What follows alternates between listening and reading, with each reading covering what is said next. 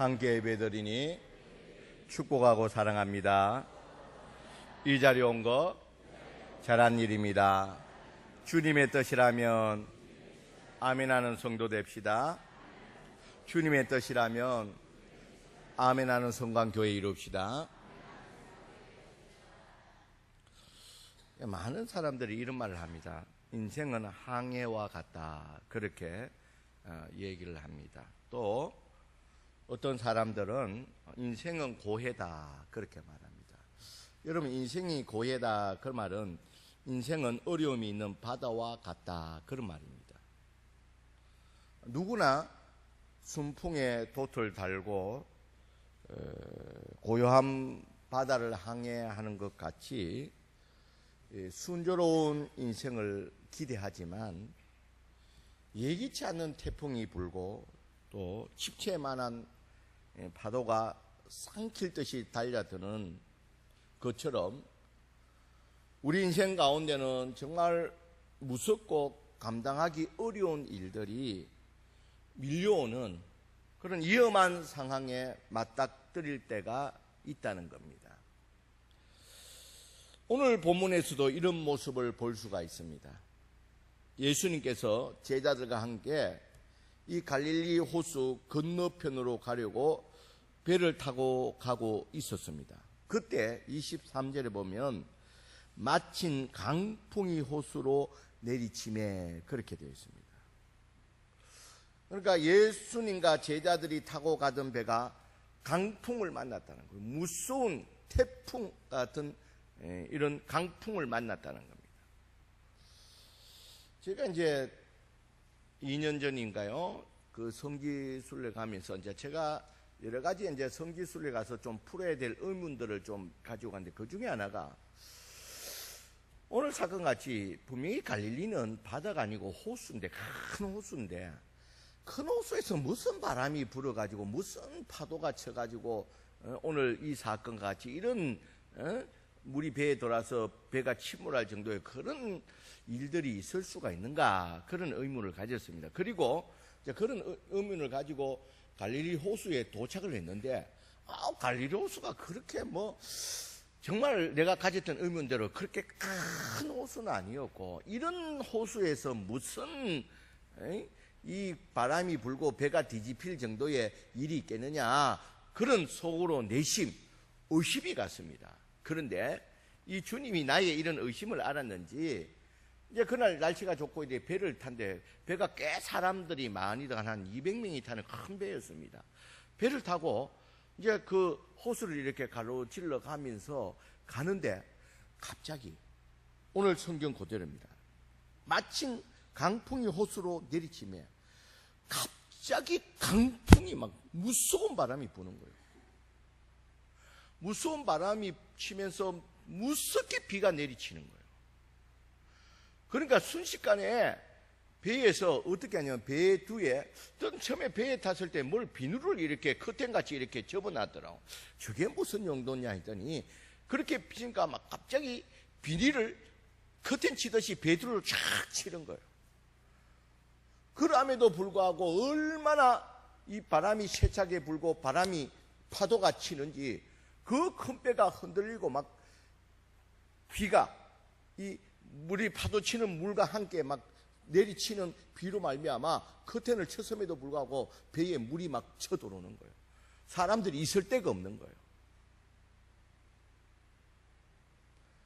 나중에 물어보니까 이 지형 특성상 이렇게 갑자기 날씨가 좋다도 갑자기 이렇게 돌풍, 오늘 성경에 있는 것 같이 이런 돌풍이 내리치면서 이런 현상들이 일어난다는 거예요. 여러분, 강풍이 일어났다는 것은 어떤 상황이 벌어졌느냐 하면, 엄청나게 쏟아지는 비와 또 바람이 미친 듯이 몰아치는 겁니다. 사람이 서 있을 수 없을 만큼의 그런 바람이 몰아치는 겁니다. 그러니까 이 많은 비와 심한 강풍으로 인해서 배 안에는 순식간에 물이 가득 차게 되었다는 겁니다. 그런데 이 지금 오늘 이 배에 타고 있는 이 제자들은 대부분은 이 호수에서 고기를 잡는 어부들이었습니다. 그러니까 이 배를 모는 데 있어서 이런 일을 여러 번 당했을 것이고 배를 모는 데 있어서는 능숙한 사람들입니다. 그래서 제자들은 자기들의 경험과 능력으로 이 강풍을 헤쳐나가고자 최선을 다했다는 겁니다. 그러나 오늘 보니까 역부족입니다. 너무 바람이 강하게 불고 비가 내리치고 이 파도로 말미암아 배에 물이 가득 차게 됐다는 거예요. 당시에 12명이 탈 정도의 이 작은 배 정도는 쉽사리 전복됐고 말 그런 상황이라는 거예요. 그러니까 아무리 배를 잘 모는 솜씨가 뛰어난다 할지라도 어쩔 수 없는 한계 상황에 이르게 되었다는 거예요. 여러분, 이런 한계 상황에서 여러분 우리가 이해할 수 없는 것은 이런 강풍이 일어나는 혼란의 시간에 예수님은 무엇을 하고 계셨냐는 거예요. 배 안에 있던 제자들이 두려워서 소리치는 그 시간에 예수님은 무엇을 하고 계셨냐는 거예요. 여러분, 오늘 성경에 보니까 예수님은 배 한편에서 무엇을 하고 계셨습니까? 주무셨다는 거예요. 여러분 한번 생각해 보시길 바랍니다. 큰 배도 아니고 11 명이 들어가는 이 좁은 배에서 지금 강풍이 일어났습니다. 제자들은 이 비바람이 쳤기 때문에, 파도가 쳤기 때문에 물을 퍼낸다고 난리가 났습니다. 그런데 예수님은 뭐하고 계셨다고요? 주무시고 계셨어요. 여러분 그 상황에서 여러분 상식적으로 생각하면 잠이 오겠습니까?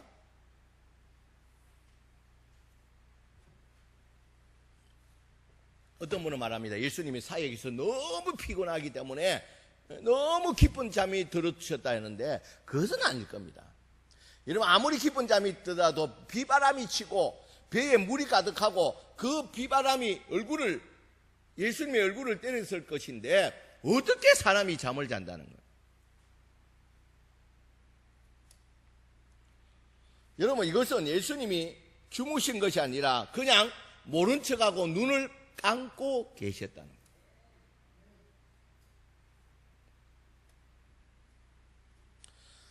비가 쏟아지고 강풍이 일어나는데 배에 물이 막 가득 차는데 어떻게 잠을 잘 수가 있느냐는 겁니다. 그냥 눈을 감고 모른 척하고 그렇게 계시는 이런 예수님의 모습을 여러분은 어떻게 생각하냐는 거예요. 왜 예수님이 이런 상황에서 그냥 모른 척하고 눈을 감고 계시냐는 거예요. 지금 생사가 왔다 갔다 하는 이런 상황에서 왜 예수님은 그냥 눈을 감고 모른 척하고 이렇게 잠자는 듯이 있었다는 거예요. 그 이유가 뭐냐는 겁니다. 그리고 또 오늘 본문에서 또 하나의 의문점은 제자들은 한계 상황에서 드디어 배에 모른 척하고 주무시는 예수님을 깨우게 됩니다.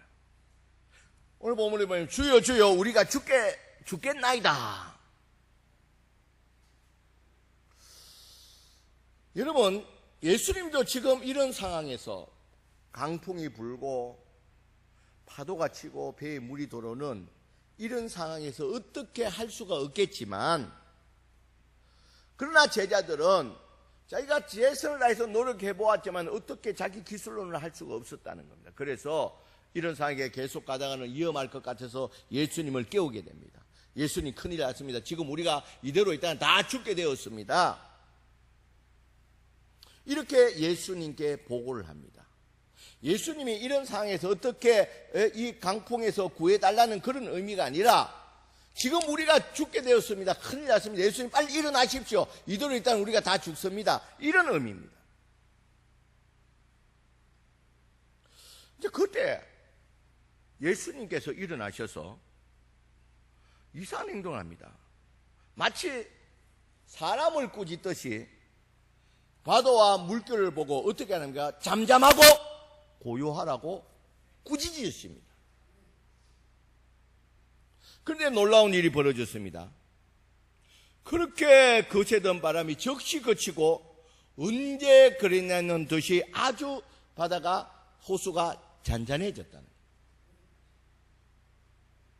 그러니까 이 바람도 이 파도도 예수님의 말에 순종을 했다는 거예요.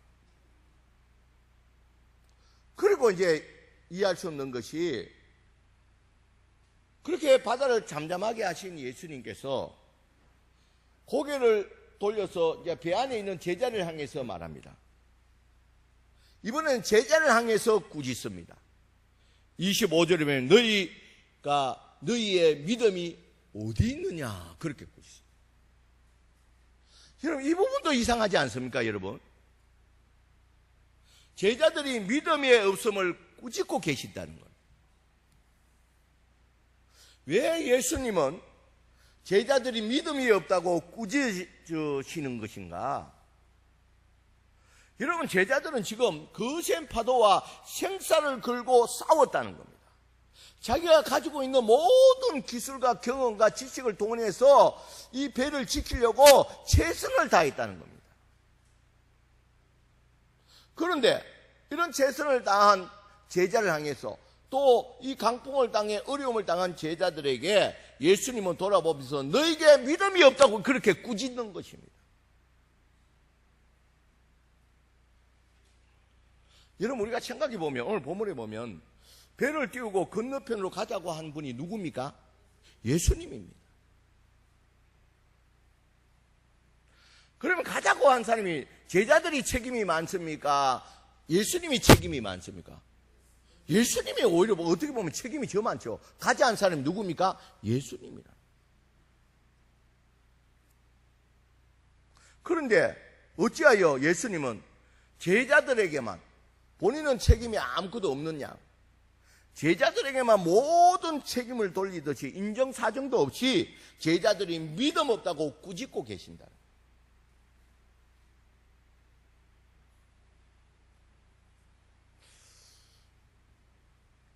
자, 우리 오늘 본문에서 예수님은 이런 강풍 가운데서도 모른 척하고 주무시고 계신 이유가 무엇이며 또 생사를 가름 앞에서 최선을 다한 제자를 향해서 그 모든 책임을 너희가 믿음이 없다고 그렇게 꾸짖으시는 그 이유가 무엇이냐는 겁니다. 예수님께서 제자들에게 믿음이 없다고 책망을 했을 때는 그에 대한 분명한 이유가 있다는 겁니다. 이것이 오늘 본문에서 말하고자 하는 오늘 본문의 사건을 기록한 목적이 거기에 있습니다. 주님은 지금 이 강풍을 통해서 뭔가를 살피고 있다는 거예요. 무엇을 살피고 계시는가? 제자들을 지금 살피고 있다는 거예요.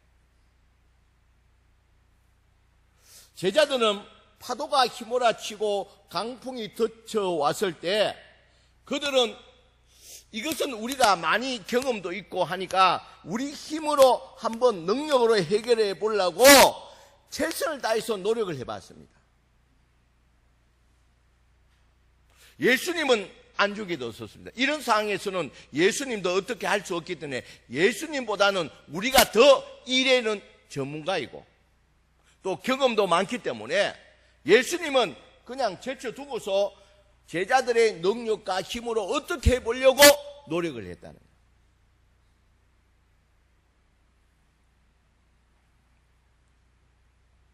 그러나 이 제자들의 노력과 경험과 지식으로서는 한계 상황에 이르렀을 때 자신들이 할 수 있는 것은 다 해본 후에 이 제자들은 한계 상황에서 예수님을 찾았습니다.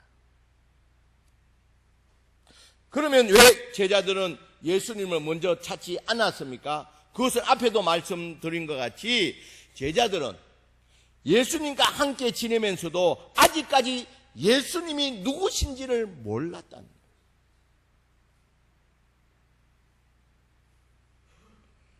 제자들은 아직 예수님을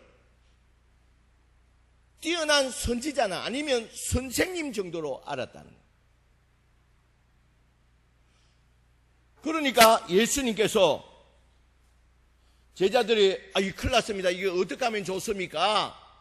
예수님 이대로 주무시다는 큰일 납니다. 이렇게 깨웠을 때 예수님께서 일어나셔서 강풍과 파도를 꾸짖고 잠잠하게 하시자 그때야 제자들이 놀랬습니다.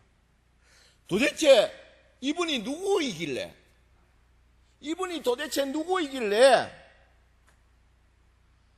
이 예수님이 말할 때 이 강풍도 파도도 잠잠하게 순종을 하느냐는 것입니다.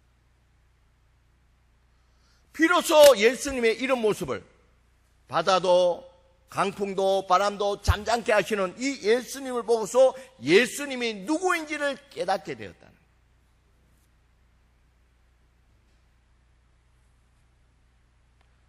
여러분, 그렇게 제자들은 강풍을 만났어도 처음에 만났을 때는 예수님을 깨우지 않는 것은 이런 상황에서 예수님이 할 수 있는 일은 아무것도 없다고 생각했다는 거예요. 왜냐하면 그는 유명한 선지자요 선생이기 때문에 이런 강풍에 대해서는 어떻게 할 길이 없다는 것을 그렇게 생각했다는 겁니다. 그래서 자신들의 경험과 지식, 능력으로 강풍의 문제를 해결하려고 했습니다. 이런 제자들의 모습을 본 예수님은 이 강풍과 파도를 꾸짖고 잠잠케 함으로 말미암아 예수님이 어떤 분인지를 제자들에게 보여준 후에 예수님에 대한 믿음 없는 제자들의 그 신앙을 지적했다는 겁니다. 예수님이 천지 만물을 주관하시는 주님이라는 사실을 알고 믿었다면 제자들은 이 강풍 가운데 가장 먼저 누구를 깨웠을 것입니까? 예수님을 깨워야 됐다. 예수님을 깨워서 도움을 요청했어야 될 것입니다. 그러나 제자들은 예수님에 대한 이런 믿음이 없었기 때문에 예수님은 단순히 선지자요 선생에 불과하다는 이런 생각을 갖고 이런 믿음을 갖고 있었기 때문에 이런 태풍이 불고 이런 위험한 상황에서는 예수님이 할 일이 아무것도 없다고 생각했기 때문에 예수님을 깨우지 않았다는 거예요. 예수님을 깨우지 않고 먼저 자신들이 최선을 다해서 이 위기상을 극복해 보려고 했다는 겁니다. 그러나 예수님은 제자들에게 자는 척하면서 기다렸습니다. 너희들이 제자들이 언제 나에게 도움을 요청할 것인가? 그러면서 이 사건을 통해서 너희가 나에 대한 믿음이 어떠한지를 보여준다는 거예요. 아직 제자들은 예수님을 이 천지 만물을 주관하시는 하나님 주님으로 믿지 못하고 있다는 거예요. 지금 너희들의 제자들의 신앙의 현주소가 그렇다는 거예요. 그래서 예수님이 강풍을 바다를 잠잠케 한 후에 제자들에게 뭐라고 꾸짖습니까? 너의 믿음이 어디 있느냐는 거예요. 너는 나를 지금까지 누구로 생각했느냐는 겁니다.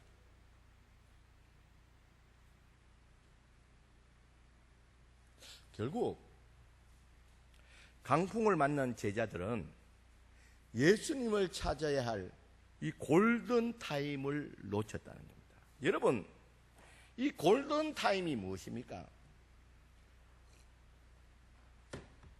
2년 전인가 4년 전인가 이 골든 타임이라는 유명한 의학 드라마가 있었습니다. 저는 처음에 이 골든 타임이라는 말을 잘 몰랐습니다. 그때만 해도. 근데 이 드라마를 보는 가운데서 골든 타임이 무슨 말인지 알게 되었습니다. 여러분, 의학에서 이 골든 타임이라는 것은 심장마비나 호흡 정지, 또 대량의 출혈 등이 발생했을 때 생명을 살릴 수 있는 시간입니다. 그래서 여러분, 심장마비가 일어난 후에 몇 초 안에 조치하지 않으면 사망 또는 내사에 빠질 수 있느냐 하면 그 골든 타임이 얼마냐면 4분입니다. 심장마비가 일어나고 4분 안에 조치하지 않으면 그 사람은 죽든지 내사에 빠지게 됩니다. 이 바로 4분이 골든타임입니다. 여러분, 골든타임이란 말은 우리 세월호 사건이 일어났을 때 우리가 많이 들었습니다. 여러분, 이 세월호 사건이 일어났을 때 뉴스에서 정부가 3번의 골든타임을 놓쳤다고 그렇게 보도를 했습니다. 여러분, 그 내용을 보면 첫 번째 이 골든타임은 그날 이 세월호 사건이 일어난 그날 오전 8시 49분에 세월호의 이상 징조가 이 지나는 감시하는 감지소에서 감지가 되었습니다. 그런데 이 감지소에서 근무하는 자가 딴짓을 한다고 이것을 못 봤다는 거예요. 이것을 미리 감지하고서 조치를 했다면 이런 비극적인 일이 생기지 않았다는 거예요. 이런 첫 번째 골든타임을 놓쳤다는 겁니다. 두 번째 실패는 여러분, 이 배가 뒤집혔을 때 7분이면 전원을 탈출을 시킬 수가 있었습니다. 그런데 이 배에서는 이 전원을 이 승객 탈선 지시를 안 함으로 말미암아 이 7분의 골든타임을 놓침으로 말미암아 이 사람들이 다 빠져 죽게 되었다. 세 번째 구조 실패는 사고 해역에 22척의 바지선이 있었습니다. 그런데 빨리 그 바지선을 동원해서 어떻게 해봐야 되는데 언디 리베로라는 이 배만 오기를 연락을 하고 그 배만 오기를 기다렸다는 거예요. 이렇게 이 세월호 사건에 있어서는 3번의 이 골든타임을 놓치게 되었다는 거예요. 여러분, 우리는 이 골든타임을 우리가 살아가는데 삶의 현장에서는 기회라고 그럽니다. 지금 오늘 본문에서 제자들은 강풍에서 예수님을 찾아야 할 이 골든타임을 놓쳤다는 거예요. 그래서 예수님의 책망을 받게 되었다는 거예요. 이 믿음의 골든타임이라는 것은 예수님이 누구신지를 알고서 문제 앞에서 예수님을 가장 먼저 찾는 이 믿음의 골든타임을 지키는 것이 믿음이라 그렇게 말하고 있습니다. 사랑하는 성도 여러분, 우리 인생이 날마다 순풍이면 얼마나 좋겠습니까? 하지만 우리가 인생 가운데 결혼할 때나 아기를 키울 때나 중년이 되었을 때 많은 위기가 우리에게 찾아옵니다. 바람이 불고 파도가 치는 것이 우리의 현실이라는 거예요. 우리 인생 가운데 바람이 치고 파도가 치는 것이 우리 인생의 현실이라는 거예요. 이런 인생의 바람과 또 이런 파도로 말미암아 우리가 정신없이 그 일에 휘말리게 되는 것이 우리의 인생이라는 거예요. 물론 지금까지 인생의 강풍과 관계없는 분들도 있을 것입니다. 하지만 앞으로 나에게 인생의 강풍이 전혀 다가오지 않을 것이라, 지금까지 그랬듯이 내 앞으로 인생 가운데는 어떠한 강풍도 없을 것이라 그렇게 장담할 수 있는 분은 아무도 없다는 거예요.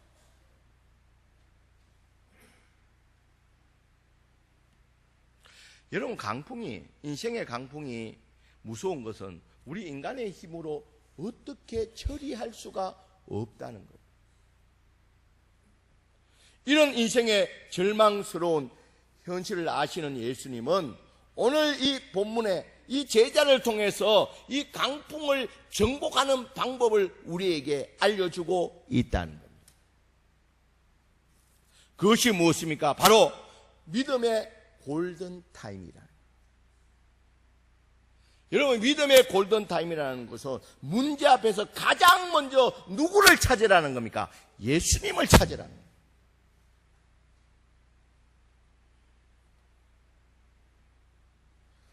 믿음의 골든타임은 가장 먼저 예수님을 붙잡으라는 거예요. 혹시 인생의 강풍을 맞으신 분이 있다면, 인생의 강풍 가운데 있다면 먼저 여러분들은 누구를 찾아야 하냐면 예수님을 찾아야 된다. 가장 먼저 예수님을 붙들어야 된다. 여러분, 우리는 꼭 알아야 될 것은 예수님께 맡기면 안전하다는 사실입니다. 예수님께 맡기면 아무것도 잃지 않게 된다는 거예요.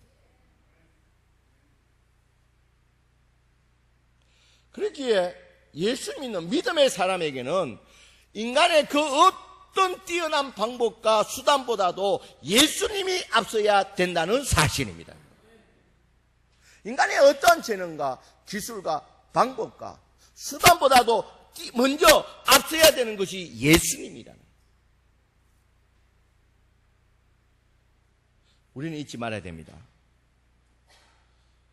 여러분, 인생의 이 강풍은 예수님과 연결하는 새로운 다리라는 사실입니다. 우리 한번 따라서, 인생의 강풍은 예수님과 연결하는 새로운 다리라. 여러분, 인생의 강풍이 왔을 때는 나와 예수님을 연결하는 다리를 지금 놓고 있구나.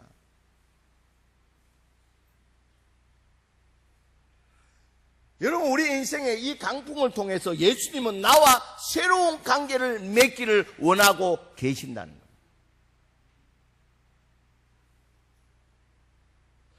여러분, 강풍이라는 인생의 이 고통은 예수님께 나가는 또 하나의 다리라는 거예요. 여러분, 내 인생 가운데 강풍이 찾아왔다는 것은 예수님을 찾으라는 신호라는 사실입니다. 그래서 우리는 기억해야 되는 것은, 놓치지 말아야 하는 것은 인생의 강풍에서 믿음의 골든타임을 놓치지 말아야 된다. 먼저 우리 인생의 강풍이 몰아칠 때 먼저 예수님을 찾는 저와 여러분들이 되시길 주의 이름으로 간절히 축원드립니다. 여러분, 인생의 강풍이 우리에게 찾아올 때 그 문제들을 가장 먼저 예수님께 맡겨야 되는 줄 믿습니다. 여러분, 오늘 예배드리는 저와 여러분들은 어떠한 상황에서도 믿음의 골든타임을 지킴으로 말미암아 주님의 도우심과 인도하심을 받는, 주님 은혜 안에 거할 수 있는 저와 여러분들이 되시길 주의 이름으로 간절히 축원드립니다. 기도합시다. 사랑이 많으신 하나님, 우리도 인생 가운데서 우리도 예기치 못한 이런 인생의 강풍이 몰아칠 때가 있습니다. 하나님, 이럴 때 오늘 이 주신 말씀, 이런 강풍을 어떻게 극복해야 되는지를 오늘 말씀을 통해서 우리에게 보여주신 줄 믿습니다. 우리 인생 가운데 강풍이 몰아칠 때 우리는 믿음의 골든타임을 놓치지 않게 하여 주시옵소서.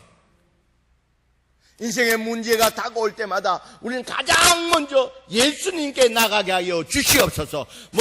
가장 먼저 예수님을 붙드는 우리들이 되게 하여 주시옵소서. 나의 어떤 수단과 방법과 지식에 앞서서 먼저 예수님을 붙듦으로 말미암아 우리 가운데 도우시고 인도하시는 주님의 은혜 가운데서 이 강풍의 문제를 해결하고 나갈 수 있는 우리들이 되게 하여 주시옵소서. 그래서 오늘 이 말씀을 통해서 우리의 문제 앞에서 우리들은 어떻게 해야 되는지를, 어떻게 해야 될 때 이 강풍의 문제를 해결할 수 있는지를 다시 한 번 더 깨닫고 우리가 인식하고서 우리의 믿음의 골든타임을 꼭 지켜나감으로 말미암아 이 인생의 문제를 해결할 수 있는, 이 인생의 강풍을 해결할 수 있는 지혜로운 자가 되게 하여 주시옵소서. 예수님의 이름으로 기도드리옵나이다. 아멘. 여러분,